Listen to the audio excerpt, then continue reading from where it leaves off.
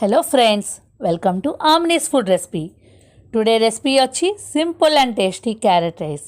ఇది 15 to 20 మినిట్స్లో మనం ఎలా రెడీ చేసుకోవాలో చూపిస్తాను రండి ఫ్రెండ్స్. ఇది లంచ్ బాక్స్ రెసిపీకి ద బెస్ట్ అని చెప్పుకోవచ్చు. బ్యాచిలర్స్ కూడా చాలా ఈజీగా చేసుకోవచ్చు ఫ్రెండ్స్. ముందుగా నేను ఒక చిన్న గ్లాస్ రైస్ని తీసుకున్నాను.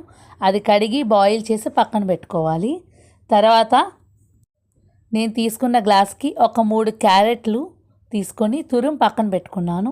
తర్వాత ఒక ప్యాన్లో ఒక 2 చెంచాల నూనె వేసుకొని 1 చెంచా జీలకర్ర, 1 బిర్యానీ ఆకు, చిన్న దాల్చిన చెక్క, 2 లవంగాలు, 4 నుంచి 5 జీడిపప్పు పలుకులు వేసి వేయించుకోవాలి. తర్వాత 2 రెమ్మల కరివేపాకు, ఈ రైస్కి సరిపడా పచ్చిమిర్చి వేసి వేయించుకున్నాక సన్నగా పొడవుగా తరిగి పెట్టుకున్న ఉల్లిపాయ ముక్కలు వేసి చిటికెడు పసుపు వేసి వేయించుకోవాలి. తర్వాత అందులో ముందుగా తురుము పెట్టుకున్న క్యారెట్ని వేసి మగ్గించుకోవాలి. మనం రైస్కి సరిపడా సాల్ట్ వేసి క్యారెట్కి మూత పెడితే 4 to 5 మినిట్స్లో క్యారెట్ అనేది మగ్గిపోతుంది. ఇప్పుడు క్యారెట్ తురుము మగ్గిన తర్వాత అందులో 1 చెంచా సాంబార్ పొడి వేసుకోండి. సాంబార్ పొడి వల్ల మన క్యారెట్ రైస్కి మంచి టేస్ట్ అనేది వస్తుంది.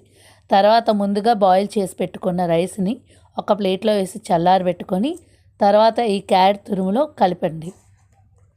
ఇప్పుడు రైస్ కలుపుకొని దానికి ఒక పిడికెడు కొత్తిమీర తరుగుని వేసి స్టవ్ ఆఫ్ చేయండి. తర్వాత ఒక చిన్న నిమ్మకాయని పిండుకోండి. స్టవ్ ఆన్లో ఉన్నప్పుడు నిమ్మకాయని పిండితే రైస్ అనేది చేదుగా వస్తుంది. స్టవ్ ఆఫ్ చేశాకే నిమ్మకాయ పిండుకోండి ఫ్రెండ్స్. ఈ వీడియో కనుక మీకు నచ్చినట్లయితే like, share and subscribe. Please comment this video. Please bell ఐకాన్ని క్లిక్ చేయండి.